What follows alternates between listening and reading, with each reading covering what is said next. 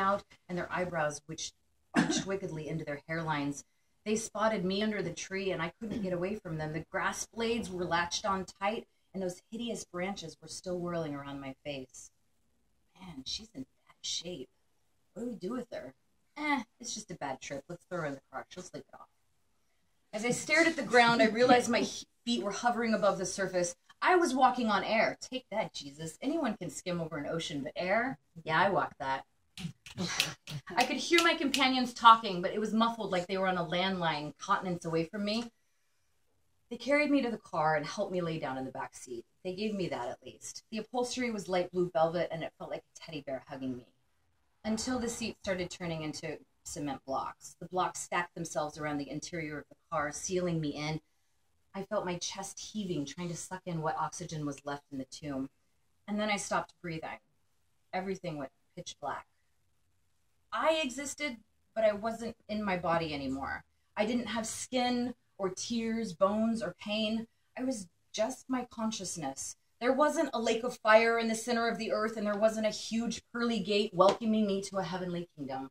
No supernovas, no purgatory, and no portal to another version of the universe I had just left behind. Just darkness, and my voice screaming into that void. I was pissed.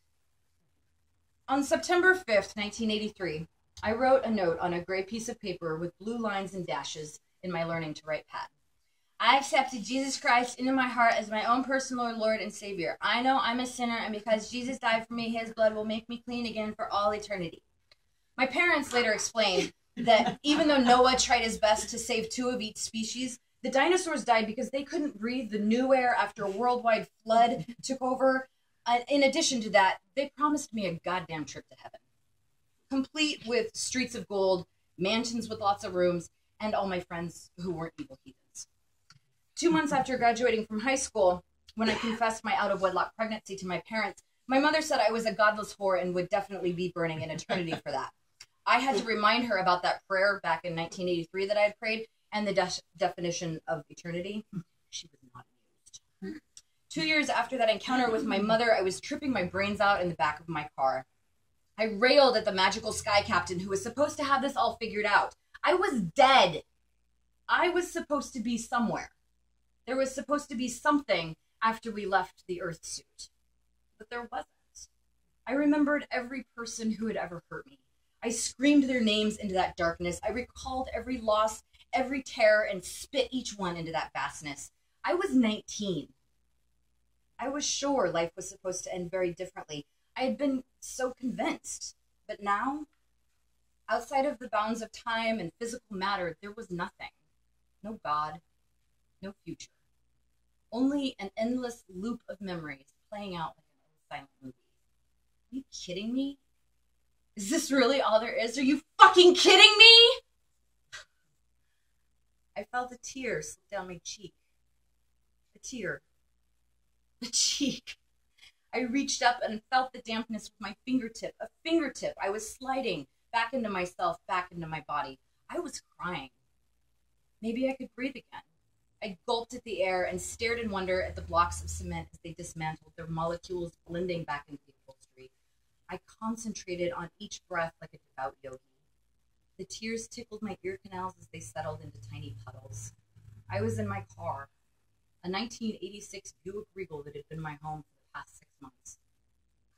I would never believe again in the religion of my parents, but it wasn't out of bitterness.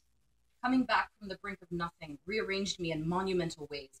Eternity was meaningless compared to the unshakable joy I felt in breathing. I was alive, and it was everything.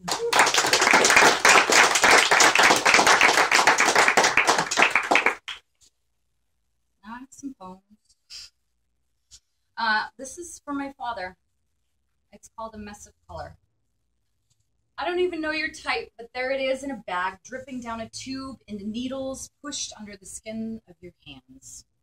You are the color of not enough blood, because it's trailing out of your heart and blooming, a terrible giant chrysanthemum filling your body, leaving you coated, pasty, in a hue like blue death. In the place you come from, people say white equals good. It means fair. It's the winning side. White gets to go on record, write history, name their fallen. But in this space, with its neon lines pulsing across blackened monitors, here, white is the wrong color. It's the accentuated mark between maroon and crimson. It's sudden, monumental. Here, doctors are always walking away from you. Curtains won't close properly. Someone's bruised peach bandage is crumpled in the corner by the nurse's station, and janitors mop up messes no one else can, like blood that won't stay in bodies. It splatters on tiles in Pollock-inspired rebellion, a poppy red waste, no matter which room they put you in, or the shade your skin is when you get there.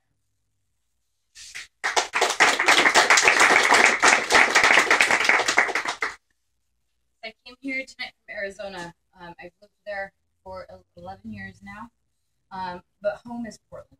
I grew up there, I was raised there, and it's always home. This is called Portland. The cloud-choked skyline and concrete sidewalk wore matching steel coats. I was sick for home as we picked up auburn and mustard bits from the oak trees. I crossed the street just to hear the heartbeat in your echo. The double rainbow blushed indigo under a mid-afternoon sunbreak. The weight of every disappointment paled next to the veins of a tangerine rose. You were so patient with the woman sketching pagodas.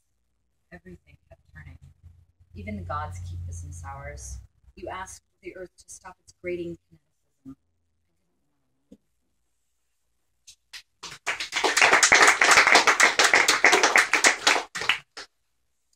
This is the guitarist left thumb. This is a haibun. It's a combination prose and tanka. Tanka is slightly longer from Japanese poetry.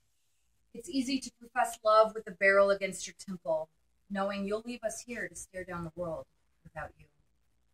His nail got to me, chewed to the quick when he scraped it across strings, held it against his bottom lip, flicked cigarette butts into the muddy wishka. Later, others would yammer on about his greasy blonde hair, how much the Melvins meant to him, those thrift store sweaters, his wild grin, and sad, smacked-out eyes. I just wanted to brush against that thumbnail, be close to something great. Not the hand that scrawled in his journals, but the one he used to change music, the one that picked up that gun, thumb on metal. It was done when the Polaroid said so. Sparse compositions of white chucks, a brown wooden box, the note. If I am angry, you have to understand. It can be hard to stay, but damn it, love should be more than something to get over.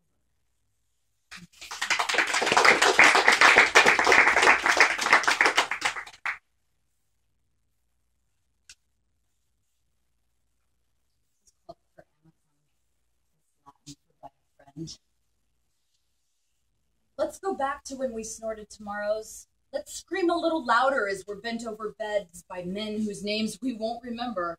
Let's laugh the next morning when receipts with scribbled phone numbers are stuck to empty Heineken bottles. Let's keep our eyes open during the scariest parts. Write it all down.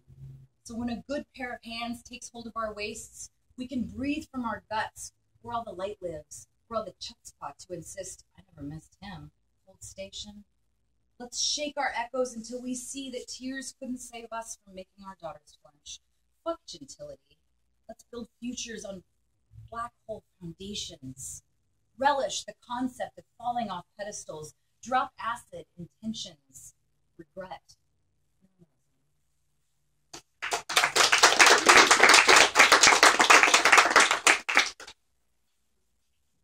In one of my previous lives, I was a social worker. And I worked with all kinds of people. My favorite job was probably I worked at a clinic in downtown Phoenix. My caseload was about 90 people, and I was supposed to have 30. All of my clients were homeless. All of them were severely mentally ill, and about 90% of my caseload had active drug and alcohol problems, which made for kind of a stressful job sometimes. But you know, I got to go home at night, and they didn't. And also, I got to meet some really, really interesting people. This poem is inspired by one of my favorite people I've ever met. March 14th, Dean leaves his apartment. I need cigarettes, he says. We can get them at the smoke shop on the corner, but he prefers to take the bus downtown so he can tell his favorite street preacher how Jesus saves us all from moldy wheat bread. He shows me his right hand. How'd you get that cut, Dean? He says he realized last Thursday that he ought to be a violin player because Marty really likes guys who play an instrument. And he didn't have anything at his place, so he just wanted to grab something really quick out of the window at Joe's music shop. But it turns out the glass is pretty sharp, and he cut up his hand so bad he couldn't hold the violin right, so he just put it back in the stand and left. He likes Marty. She's like a brute. I don't know how that could be a good thing, but he says she always looks slightly pained, and even though she's kind of jaundiced around the edges, it's comforting to know she's there in a weird way. Dean's eyes glaze over. He suddenly decides that pants are for losers, and he's definitely not a loser because his homemade soap can heal all sorts of diseases. And I'm chasing him as he's running after the bus, shaking his fist, hollering about Sherry, the communist vegan who lived in a shack outside the gas lamp district. She played a mean hand of poker, but she wouldn't kiss him. And I'm trying to tell him police officers get paid to enforce social norms. They don't care about his character, and they're certainly not going to care about his ability to heal cold sores if he won't keep his clothes on in the business district. And that I'll buy him a new tie-dyed shirt if he'll please just get out of the road and put his goddamn pants back on. Dean stops running, makes eye contact for the first time that day. We're all just coming and going, he says. I want a cigarette. It'll make me feel better.